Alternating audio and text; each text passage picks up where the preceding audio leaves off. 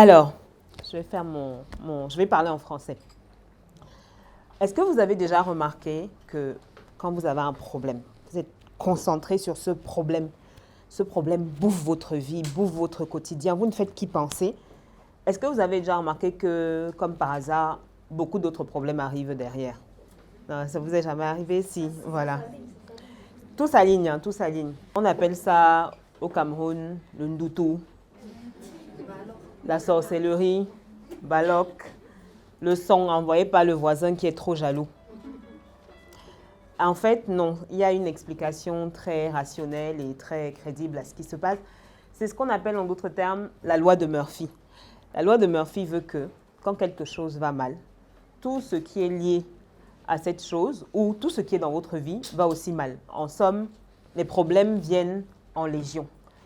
Pourquoi? Parce que lorsqu'on a un problème et qu'on est concentré sur ce problème, notre cerveau, notre esprit est modifié de manière à penser négativement. Et quand on pense négativement, on attire des choses négatives. C'est scientifiquement prouvé. Donc l'exercice, lorsqu'on a un problème, est de rester concentré, de rester focus, de manière à pouvoir voir tout ce qu'il y a autour de nous. Imaginez, vous allez puiser de l'eau. Vous cassez la hanse de votre seau, comment est-ce que vous allez faire pour puiser l'eau? Il n'y a pas de solution. Si vous êtes concentré sur la hanse cassée et que vous vous asseyez pour pleurer, vous n'aurez pas d'eau. Alors que si vous êtes concentré sur trouver une solution, aller chercher une corde à côté, aller demander un seau à des voisins, alors vous pourrez puiser votre eau et vous pourrez rentrer à la maison pour faire vos tâches ménagères, par exemple. J'applique ce principe à l'économie du pays. Au Cameroun, nous avons tendance à penser négativement parce que l'économie est morose, parce qu'il n'y a pas assez de place en amphithéâtre, parce qu'on ne mange d'ailleurs, pour certains, pas toujours 3 fois par jour ou à notre faim. Alors on pense négativement. On pense qu'il n'y a pas d'issue. On pense qu'il n'y a pas de solution. Je vais vous prendre l'exemple d'une jeune fille. J'allais souvent dans une entreprise et je rencontrais une jeune fille qui a 25 ans. Elle gagnait 75, elle était réceptionniste, elle gagne 75 000 francs par mois environ. À l'époque, c'était il y a à peu près 2 ans, elle gagnait 75 000 francs par mois. Elle était souvent un peu renfrognée, le visage fermé. Un jour, j'avais une attente plus longue. On a décidé de discuter. Et quand on a parlé, elle m'a expliqué que elle n'était pas contente de son travail, mais elle était contente d'avoir un minimum. Elle n'était pas contente de ce qu'elle avait fait, mais elle était contente d'être réceptionniste. Alors je disais, mais qu'est-ce que tu as fait dans la vie? Tenez-vous bien, elle avait un master en mathématiques. C'était une mathématicienne qui gagnait 75 000 francs par mois. Et elle m'a expliqué, le problème c'est que je n'ai aucune débouchée. Tout le monde dans mon environnement m'a toujours dit, on ne peut rien faire avec un master en mathématiques dans ce pays. Ça ne sert à rien de te prendre la tête. Donc, oublie, trouve-toi un petit travail. Elle s'est trouvé ce travail et elle y était. Il s'avérait que des partenaires à l'entreprise Kwaba que je gère, il s'avérait que des partenaires avaient un programme de formation pour des femmes en cours du soir en informatique pour en faire des codeuses. Je l'ai inscrit. C'était il y a 2 ans, donc je disais. Aujourd'hui, elle travaille dans une multinationale. Elle gagne à peu près 5 fois son salaire et elle code. Donc, elle utilise au quotidien les mathématiques. J'ai mis 1 mois à la convaincre de quitter ses idées négatives, embrasser des idées positives pour se dire qu'elle pouvait définitivement y arriver. Est-ce que vous vous rendez compte quand on calcule? Elle gagne plus, elle a quitté ses idées négatives, elle a des idées positives. Aujourd'hui, elle gagne plus, elle apporte plus à l'entreprise qu'elle a, elle forme d'autres personnes, elle a un meilleur pouvoir d'achat, donc elle consomme plus dans la société. Elle a un réel impact sur la société. On est passé de penser qu'on ne peut pas à penser qu'on peut, à avoir un impact réel. Si maintenant nous nous y mettons tous, si nous nous y mettons plus ou moins tous, si nous décidons que nous allons avoir des pensées positives et donc suivre les formations adéquates, appliquer ces formations adéquates au quotidien.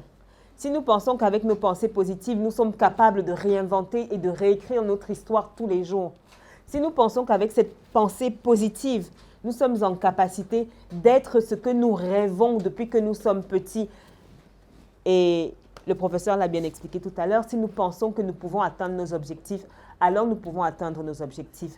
Nous sommes combien dans cette salle? Nous sommes à peu près 100. Si 1, 2, 3, 4, 5, 10 personnes changent ses pensées, changent sa vie, 10 personnes apporteront beaucoup plus à l'environnement et beaucoup plus au pays. C'est beaucoup plus profond que ça de penser positivement. Ça va beaucoup plus loin d'avoir un impact sur l'économie du pays. Ça va à ces jeunes filles qui se disent, après avoir fait un bac de secrétariat, qu'elles ne veulent pas forcément être secrétaire et que le plus simple, c'est d'aller dans la rue, c'est d'être avec un monsieur qui gagne beaucoup d'argent. Ça va beaucoup plus loin d'avoir des pensées positives, ça apporte de l'espoir, ça apporte de la vie. Alors vous me direz, Marie-Hélène, c'est un peu facile pour toi de dire qu'on doit penser positivement. Tu as l'air d'avoir une vie facile, un peu simple. Tu es là, tu te plantes devant nous. Merci. Tu as vécu à l'étranger et puis tu reviens avec tes idées de blanc dans notre pays pour nous dire comment est-ce qu'on doit faire. Tout va mal ici, la laisse.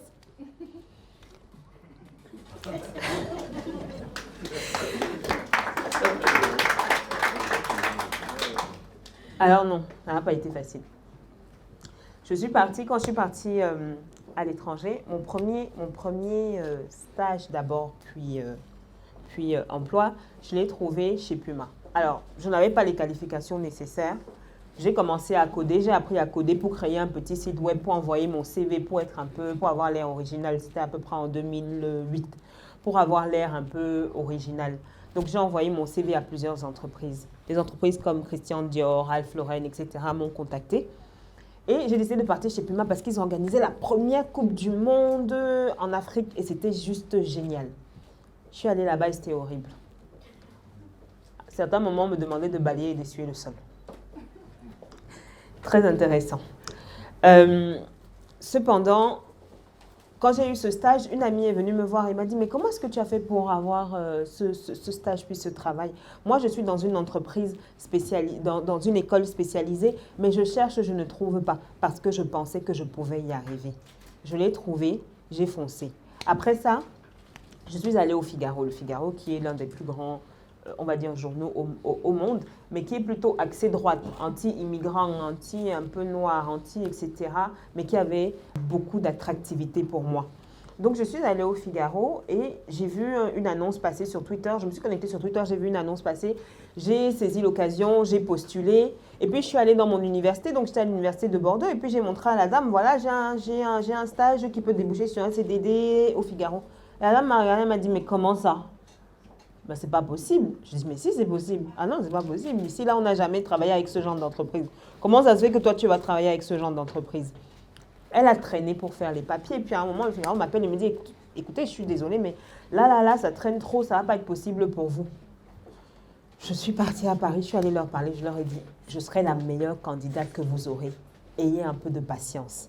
Ils ont eu de la patience. Je me suis retrouvée là-bas. Et quand j'entre au Figaro, j'ai un cousin qui m'accueille et qui me dit, dis donc, tu as dû faire jouer beaucoup de contacts. Hein? Je dis, ah oui, j'ai fait jouer Twitter. C'est mon principal contact. On passe et puis on se retrouve donc dans une agence. Je me retrouve dans une agence de communication. Quand j'entre dans cette agence, je suis payée ce qu'on appelle là-bas le SMIC.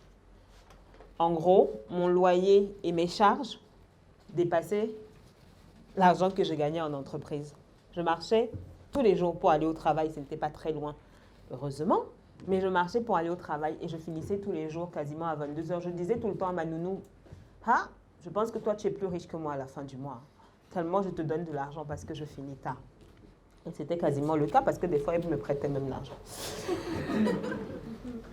Donc, j'y suis allée, j'ai foncé, j'ai gardé mes pensées positives.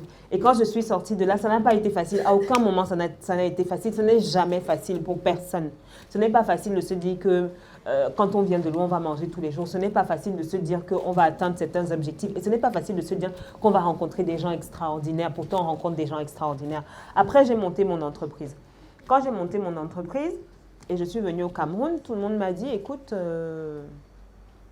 c'est bien, c'est gentil, c'est sympa, mais toi, tu es étrangère, il faut rentrer de là où tu viens, tu n'es pas camerounaise. Je me suis battue pour me faire une place. Après, je suis allée en Côte d'Ivoire. Arrivée en Côte d'Ivoire, j'étais très contente, miracle ivoirien, c'est super, on va faire beaucoup de super affaires.